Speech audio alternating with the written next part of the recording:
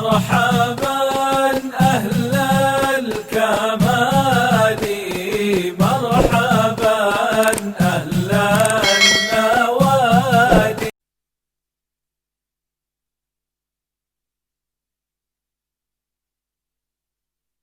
Jadi itu khas Jawa ya, khas Jawa, khas Indonesia. Apa-apa yang menurut orang banyak dengan tanda kutip itu buruk atau baik, itu orang Jawa menafsirkan tuh gampang saja.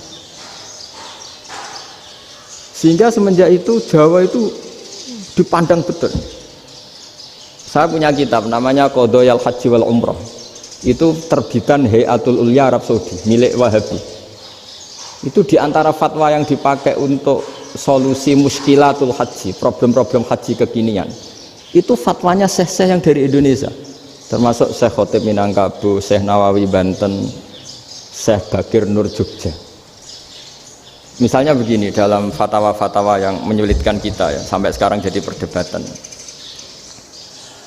Ketika Safa dan Marwah itu dengan batas tertentu, saya ulang lagi dengan batas tertentu. Mau tidak mau atas nama kebutuhan itu kan butuh perluasan. Karena kalau naik turun itu mudah disepakati ulama. Jadi misalnya gini ya, saya punya tanah seluas ini. Pasti orang akan mengatakan sampai bawah ya tanah saya, sampai atas tanah saya. Itu mujma' alaih, itu disepakati. Sehingga Nabi ngendikan al-Ka'bah min tuhumil ardi ilas sama Ka'batun. Ka'bah sampai ujung bumi sampai ke aras semuanya Ka'bah. Sehingga tidak ada perdebatan ulama ketika Masjid Haram ditingkat, kemudian yang di atas sholat tetap dia menghadap Ka'bah. Tidak harus diluk melihat di bawah, enggak, karena Ka'bah sampai langit. Sama tanah Anda kamu tingkat sampai 10, enggak ada tetangga protes karena bawah sampai atas tanah Anda. Tapi kalau diperluas tanah Anda kamu luaskan setengah meter saja atau 3 cm saja, iso geger mek tonggo. Karena di mana-mana batas itu ya tadi, kalau atas bawah miliknya, kalau samping enggak. Pertanyaannya, perluasan Mina itu ke samping. Perluasannya Matof yang Mas'a itu juga ke samping. Geger kan ulama dunia. Bagaimana hukumnya Mina Jadid? Mina yang diperbarui atau Mina yang diperluas. Itu diantara rujukan baik yang membolehkan maupun yang menentang. Itu ya syekh-syekh Indonesia. Itu orisinal tuh. Saya punya kitab orisinal terbitan Hayatul Ulya, kira-kira ya kemenaknya Arab Saudi kalau di Indonesia itu. Itu yang dirujuk dawuh Syekh Nawawi, dawuh Syekh Khotib Minangkabau. Karena apa? Ada logika khas Jawa. Misalnya begini. Meskipun saya tidak perlu fatwa Mina Jadid sah apa enggak, memang jadi perkhilafan ulama. Misalnya kampung ini dinamai Mina. Pertanyaannya gini, tanah yang di samping ini bisa milik Anda apa enggak? Ya bisa Gus kalau dibeli atau dihibahkan. Berarti tanah di samping Anda menjadi milik Anda karena ada proses pengambil alian lewat beli maupun hibah. Nah masalahnya ini negara itu berhak menganeksasi atau memasukkan ini sebagai Mina. Itu ulama Jawa kalau ditanya alasannya apa? Fa innal muttasila bis-syai' hukmu dzalika syai'. Karena yang gantet, yang mutasil itu bisa dihukumi seperti sesuatu itu. Jadi kalau ini Mina, ya yang gantet Mina ini ya bisa dikatakan Mina. Beda dengan membuat Mina Malang Mina, wah itu tidak bisa, tidak mutasil kan? Itu enteng sekali ulama Jawa. Satu ya tentu karena kebutuhan, tapi asal masih al-muttasilu bihi, yang masih tanah yang masih mutasil dengan. Nah, ketika perluasan mas'ah antara Safa dan Marwah kan misalnya ini batas luasnya Safa, ini batas luasnya Marwah. Lalu atas nama kebutuhan, Safa Marwah itu sampai sini. Sampai agak meluas ke sini. Itu geger Arab Saudi. Wah, ini gimana? Padahal tawaf itu harus antara Gunung Safa dan Gunung Marwah, sa'i itu ya. Tapi kalau istilah Quran memang tawaf sama-sama. Makanya apa? Inna Safa al Marwata min sya'airillah faman hajjal baita wa i'tamara fala junaha alaihi ayyat tawafa. Nah, jadi kalau istilah sa'i di Quran itu masih tawaf. Karena harus ada, kalau bisa lah, bukan harus. Kalau bisa memang harus ada unsur muternya. Kita kalau sa'i kan dari sini sofa sampai sini marwah, terus kan agak muter ke sini, kan agak membentuk lingkar. Makanya Quran tetap mengistilahkan apa? Tawaf. Jadi bukan sini ke sini terus sini ke sini kan enggak, tapi sini sampai sini terus muter kan, terus sini. Jadi antara setar dan selama ini prakteknya kan gitu ya. Sofa ngambil sini, terus ke sini, terus agak muter. Nah, karena ada unsur agak muter ini terus orang menyebut apa? Tawaf. Tapi itu bukan syarat sah, ini cerita ideal. Saya ulang lagi ya. Gunung Sofa itu puncaknya atau pucuknya kalau dalam bahasa Jawa itu ya hanya segini, ini sampai sini. Nah, kelompok Islam yang fikih keras nggak boleh diperluas karena Allah memilih tempat ini itu spesial, jadi nggak boleh ke yang lain. Tapi ketika kebutuhan mendesak, mau tidak mau harus diperluas. Itu jawabnya Kiai Jawa lucu. Gunung sing ketok itu sing dhuwure tok. Sikilane luwih ombo. Jadi karena kita kan gunung kan bentuknya gini. Nah, sofa yang kecil itu yang atasnya, tapi sikilannya sini kakinya lebih luas. Jadi boleh perluasan asal tidak melebihi kakinya. Nah, dihitung ya lebih luas. Jadi Kiai Jawa itu kayak wong delok gunung Penanggungan, kayak gunung Arjuna. Di mana-mana puncak gunung itu lebih kecil timbang kakinya. Artinya diperluas ini bukan berarti tidak di sofa dan tidak di, itu khas Kiai Jawa. Jadi jangan kira orang Jawa itu tidak hebat, hebat sekali. Termasuk perkembangan hotel di Arab Saudi. Itu dulu sebelum ada hotel, buyut saya kelima atau keenam dulu haji, namanya Badur Rahman. Itu kalau mau ingin apa ya, menghindari terik matahari itu masuk gua. Itu masuk gua itu hanya separuh badan, kakinya di luar. Jadi jangan bayangkan kalau gua di Indonesia kayak gua Akbar di Tuban orang bisa masuk jalan-jalan, enggak. Gua di Arab itu kayak cepitan batu, tidak sampai masuk. Sehingga kepalanya dimasukkan, kakinya masih kena matahari. Saking panasnya Arab Saudi. Sehingga dalam bayangan hijrah ketika Nabi bersembunyi di gua apa? Sur. Itu kata Abu Bakar, kalau orang kafir melihat kakinya pasti melihat kita karena nggak bisa masuk penuh. Jadi orang itu mau dempes tok. Sehingga ya kira-kira luasnya gua ya paling segini. Makanya guyonannya kiai-kiai itu untung nggak kayak gua Indonesia. Kalau kayak gua Indonesia laba-labanya capek karena luas sekali. Jadi jangan bayangkan gua Arab tuh kayak gua Indonesia. Makanya bayangannya andai kan orang itu melihat ke bawah pasti melihat kita karena orangnya nggak bisa masuk penuh, nggak bisa masuk 100%. Ya kayak cepitan batu lah mirip. Itu kan mirip Gunung Uhud. Gunung Uhud kata Rasulullah, nanti kalau kamu perang itu di atas, menang atau kalah di atas, musuh biar di bawah. Dengan di atas kamu bisa manah. Jangan bayangkan kayak Gunung Merapi, kayak Gunung Penanggungan. Lah kalau Gunung Penanggungan manah ke bawah yang leyang kan. Jadi gunung di Arab itu kayak bukit. Ya sampean pernah kan ke Uhud itu ya sama ini aja tinggi ini kan. Lah ini yang mulai ada mis. Makanya nerjemah itu susah di Indonesia. Karena jabal itu udah harus tinggi. Kalau tinggi nggak bisa manah dari atas ke bawah kan nggak ngefek kan. Sampai kalau ke Uhud gunungnya kan pendek sekali sehingga yang manah dari atas ke bawah ya kalau kena musuh ya celaka karena memang dekat. Ya kalau gunung Indonesia manah dari atas ke bawah yang ngeleyang nggak ngefek. Nah itu susahnya nerjemah bahasa Arab ke kita. Jadi apa ya, transkrip itu nggak gampang karena ada pengertian yang beda. Kita kalau bilang gunung itu tinggi sekali sampai banyak mahasiswa tersesat ya saking tingginya. Kalau orang naik Uhud nggak akan tersesat, wong ketok dari bawah itu. Nah ini pentingnya ngaji ya. Jadi akhirnya ulama-ulama Indonesia itu dipakai rujukan. Jadi mulai Mbah Hasyim, Mbah Ahmad Dahlan sampai era buyut-buyut itu masih orang alim. Lama-lama yang di Indonesia ini orang-orang yang bodoh.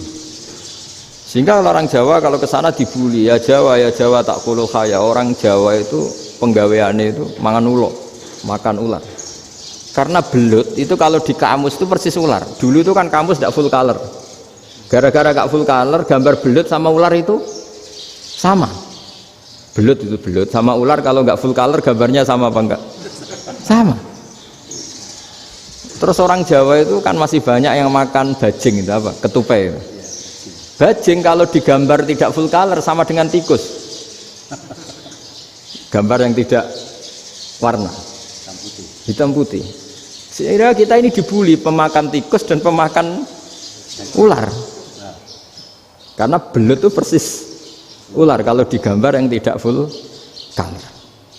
Sampai datang Syekhona Khalil, datang ulama ngarang kitab ya judulnya Al-Belut, karena nggak terima bangsanya dinyek makan apa? Ular. Terus dikarang wal belut hayawanun bakhriyun, terus ya isu fi kadza wa kadza, itu beda dengan al-hayyah, itu diterangkan mulai bisa nerima. Terus sistem hotel juga gitu. Sampai tanyakan dalam sejarah dulu orang Sedayu ada namanya Syekh Mukhtar. Syekh Mukhtar bukan bikin rumah besar yang siapapun orang Indonesia haji itu nempat di sana. Nah ini yang menginspirasi akhirnya ada hotel. Dulu Syekh Mukhtar hanya menyediakan untuk hujat-hujat Indonesia. Lama-lama jadi hotel. Nggak mau saya mau cerita. Kata Mbah Mun sering cerita. Kenapa wa ma arsalnaka illa rahmatan lil alamin, kata Mbah Mun, Allah itu pasti bikin ulama yang tidak produk Arab itu pasti ada. Kalau orang Arab jadi ulama wajar, bahasanya Arab, domisilinya di Arab. Tapi Allah akan selalu bikin ulama yang tidak bangsa Arab. Imam Ghazali itu Tus itu Persia. Imam Bukhari itu kira-kira kalau sekarang ikut Uzbek. Ya, Imam Bukhari itu kalau negara sekarang ikut mana? Uzbek. Kenapa demikian kata Mbah Mun? Karena Allah sudah ngendikan wa ma arsalnaka illa kafatal linnas. Manusia semua ini kena khitabnya Islam. Kalau tidak ada ulama yang dari berbagai negara, kesannya Islam itu hanya milik orang Arab Saudi. Makanya Allah selalu bikin ulama-ulama yang bahkan tidak Arab. Termasuk Imamul Muhaddisin, yaitu Imam Bukhari, itu orang Uzbek, orang Rusia lah kalau sekarang, ikut Uni Soviet dulu. Imam Ghazali itu orang Persia. Syekh Nawawi itu orang Banten. Karena Allah ingin memaklumatkan bahwa Islam ini untuk semua, sehingga orang yang tidak Arab pun bisa belajar Islam, yang alimnya itu nggak kalah sama orang apa? Arab. Makanya ini PR ya. Kalau Gus Dah Ploso nanti ngendikan suatu saat orang belajar Islam itu bahkan orang Arab pun bisa belajar ke Indonesia. Kalau orang Indonesia bisa alim betul kayak dulu. Sekarang banyak liga antar ulama. Itu orang Indonesia pasti masuk. Ulama-ulama top dunia. Itu pasti orang Indonesia banyak yang masuk. Karena tadi ketika orang Indonesia baca kitab, itu orang Arab itu kagum. Kok bisa tidak bahasanya baca secara benar? Bukan sekedar bisa baca secara benar. Karena memang dilatih sedemikian rupa di pondok-pondok.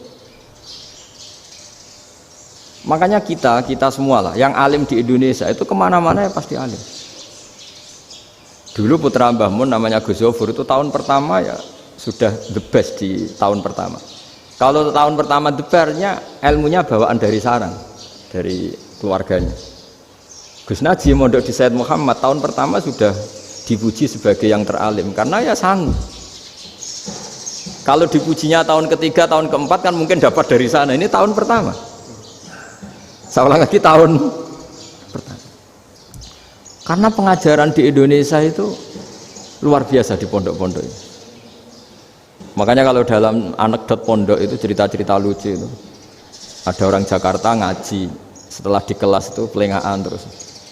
Melihat jendela, lihat pintu terus. Lama-lama gurunya marah. Kamu diajarin kok enggak punya sopan. Melihat pintu terus enggak memperhatikan guru. Anak Betawinya jamnya lucu. Habis Pak Guru bohong. Kenapa ya? Kamu Pak Guru bilang Ja'a Zaidun, Zaid datang. Tak lihat nggak ada yang datang. Setelah itu contoh nasab kan ro'a itu Zaidan. Saya melihat Zaid. Saya nggak melihat Zaid. Contoh ketiga yang jer kan maror tuh Zaidin. Saya berjalan ketemu Zaid. Pak Guru diam di situ nggak jalan-jalan. Jadi saking detailnya Indonesia dia cari. Kalau rofa ja'a zaidun, kalau nasab ro'a itu zaidan, kalau jar marortu bi zaidin. Nah si murid Betawi ini karena pertama sekolah ngiranya gurunya itu cerita Zaid datang, makanya dia ngelihat pintu terus, mana katanya datang kok enggak datang. Nah dengan latihan seperti itu kemungkinan orang Indonesia salah itu kecil karena memang dilatih betul. Saya ulang lagi karena memang dilatih betul. Sehingga ketika orang Indonesia ini yang cerita seorang wartawan, ini kisah nyata. Kalau ini tidak anekdot, kisah nyata. Ada wartawan internasional ngeliput Ramlah itu di Gaza, di Palestina. Wartawan Indonesia ini hanya bisa bahasa Inggris. Dijak ngomong bahasa Arab, terus dia bilang saya tidak bisa. Saya tidak bisa, saya bisanya ngomong Inggris. Tapi apa yang terjadi setelah sholat, si Indonesia ini jadi imam pakai sholat jariyah lagi. Baca bismillah benar, bismillahi jar karena mudhof ilaih. Terus ketika iktidal ya benar, Rabbana lakal hamdu mil'us samawati wa mil'ul ardi benar. Ketika tahiyat ya benar, at-tahiyatul mubarakatuh sholawat. Sama orang Arab ini diambungi. Orang Arab kalau senang orang itu dicium. Kamu tawaduk, sebenarnya kamu tuh ahli bahasa Arab. Karena orang Indonesia sekali sholat itu nggak ada yang salah, meskipun benarnya karena hafalan, tapi bagi yang ahli nahwu itu hebat.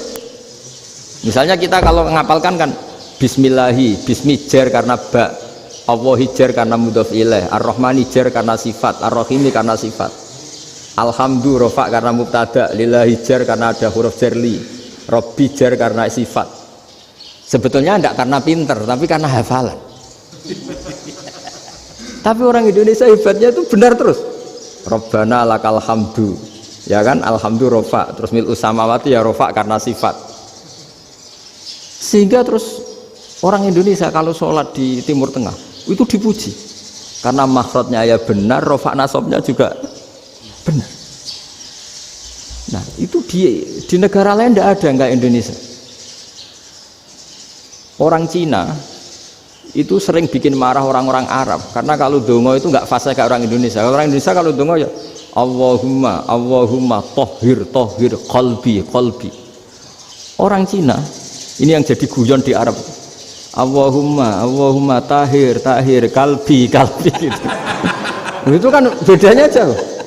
Itu orang Arab pertama membiarin, lama-lama kalbun entak gitu, maksudnya asu-asumu gitu. Karena dia bilangnya qaf itu kaf. Jadi ka Allahumma do Allah tohir, kula aturi nyucekno panjenengan kalbi ing asu ingsun kan. Tapi kalau qalbi itu ati ingsun, tapi kalau kalbi anjing ingsun. Bedanya qaf sama kaf. Ana orang-orang aja kalbun entak. Asu-asumu maksudnya kan. Tapi padahal orang Cina itu bareng dilihat teksnya ya pakai qaf.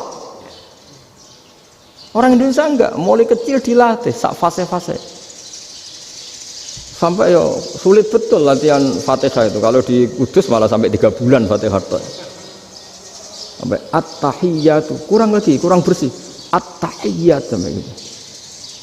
Sampai ada cerita itu orang dipanggil maftuhin itu enggak melengak, harus maftuhin.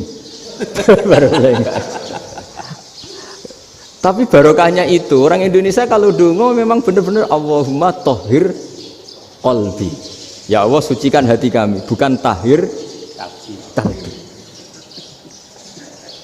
Karena sekali jadi kaf itu maknanya anjing saya, ya Allah sucikan anjing.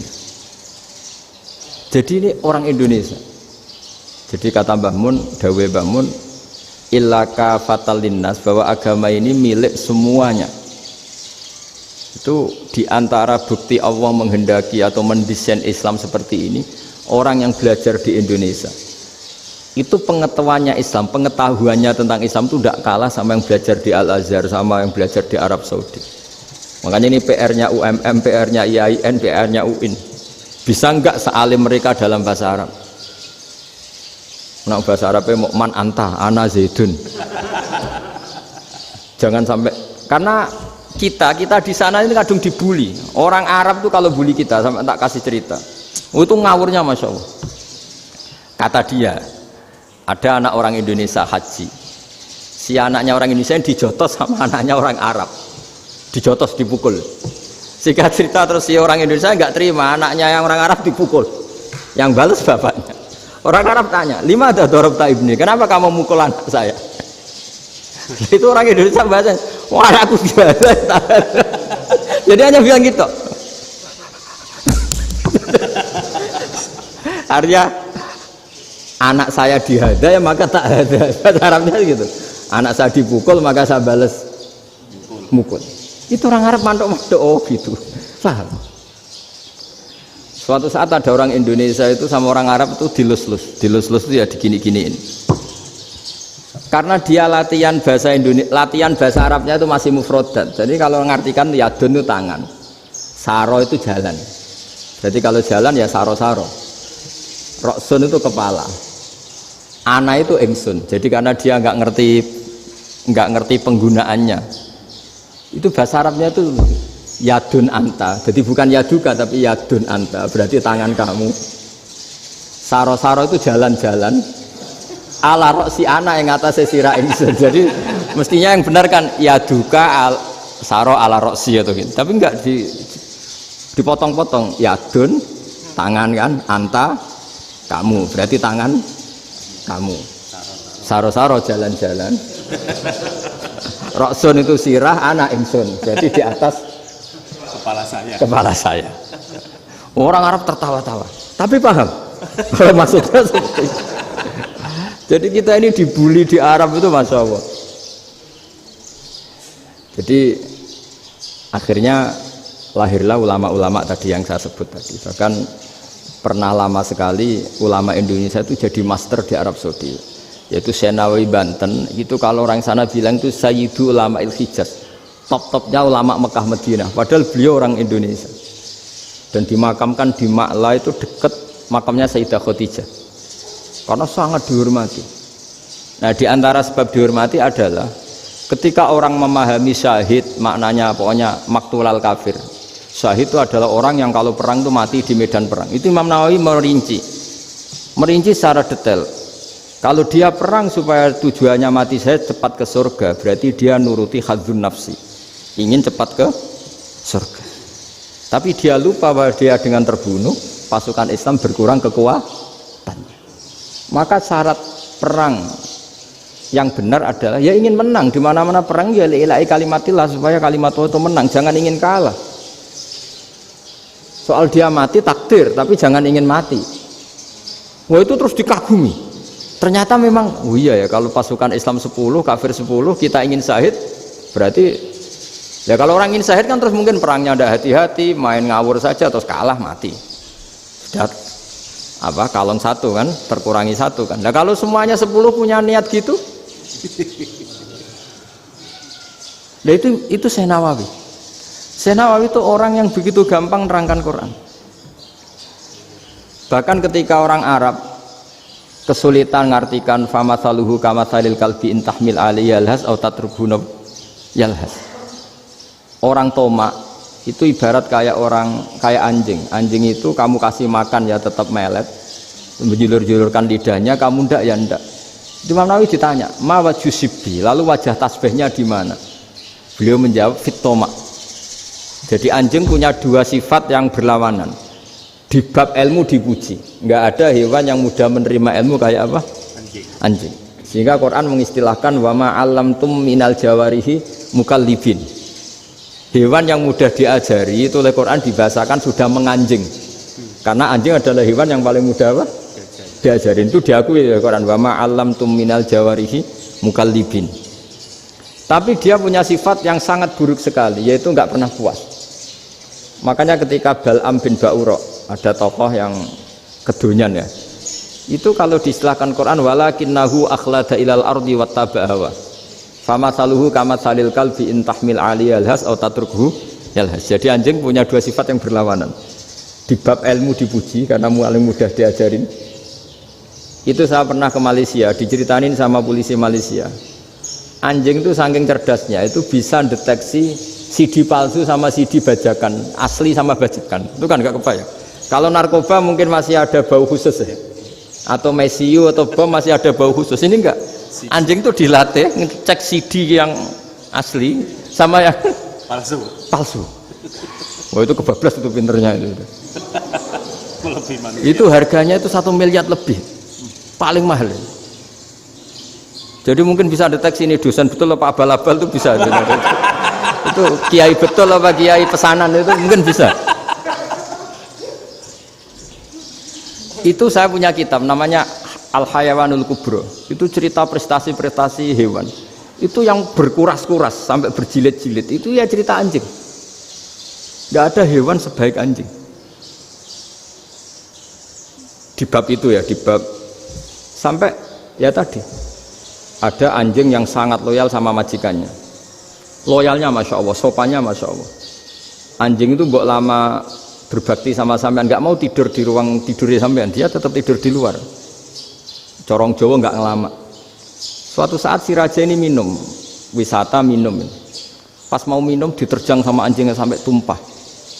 Kecewanya raja ini itu karena selama ini anjingnya sopan sekali.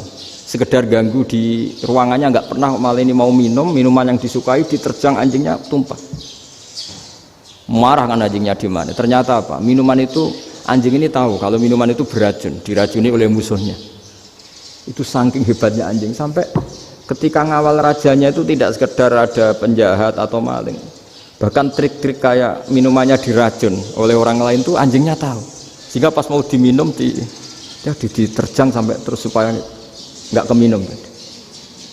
Makanya Quran istilahkan anjing itu apa? Wa ma 'allamtum minal jawarihi mukallibin. Hewan piaraan yang kamu ajarin nanti sampai sepinter anjing.